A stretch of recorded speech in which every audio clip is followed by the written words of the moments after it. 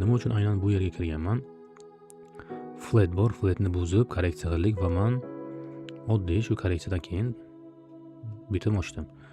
Nimaga bu yerda yopdim? Bu yerda yarmini yopganman, yarmi dalcha ushlashim kerak edi. Juma kuni bo'lgani uchun yopdim.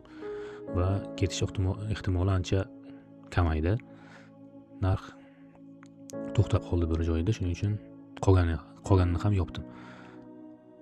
Nima uchun bu yerda men yopganman, save qilganman. Bu yerda bizda maksimum bor, uровень bor edi. Shu uровень kelganda yopdim. Yana bu yerda meni bitimim bor edi va bayga kirgandim. Va birdan kichik stop loss bilan birdan yopganman. Ko'rganlarimizda agar stop loss qo'ymaganimda edi bu yerda ancha prosatkaga bo'lar edim. Mana bu yerda ham sal shoshdim o'zimning aybim bilan bayga kirdim, chunki bu yerdan ketishim mumkin edi va bizning asosiy meni maqsadim bay edi. Lekin bu ko'rganimizdek mana bu yerda baribir bayga ketdi. Bu yerga bayga ketish kerak edi, lekin bizni manipulyatsiya orqali mana selga ketdi va stop losslarni yig'di. Bu yerda men kirgandim yana bayga, yana dalchi ketdi, stopni oldi.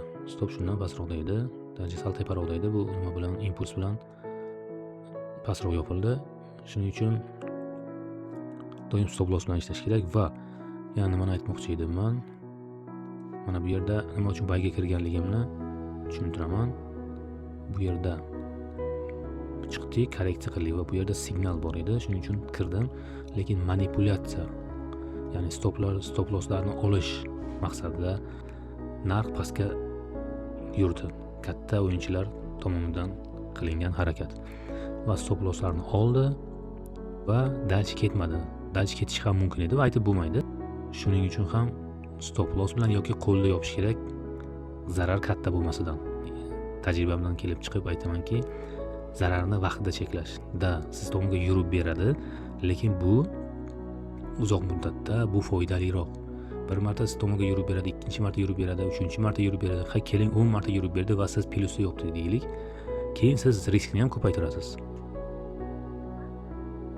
Va bayga ketadi-ku baribir deb e'tibor bermaysiz riskka. Bir kun emas, bir kun qaytmasdan pastga ketadi va siz yig'gan bor pulingizni hammasini yo'qotasiz bir kunda. Bir nechida daqiqada hamma pulingizni yo'qotasiz. Balki o'ylabsiz ko'paytirgansiz u pulni. Shuning uchun eng yaxshisi stop lossni yoki zararni vaqtida cheklash. Hammasini oddiylashtiring, qiyinlashtirmang.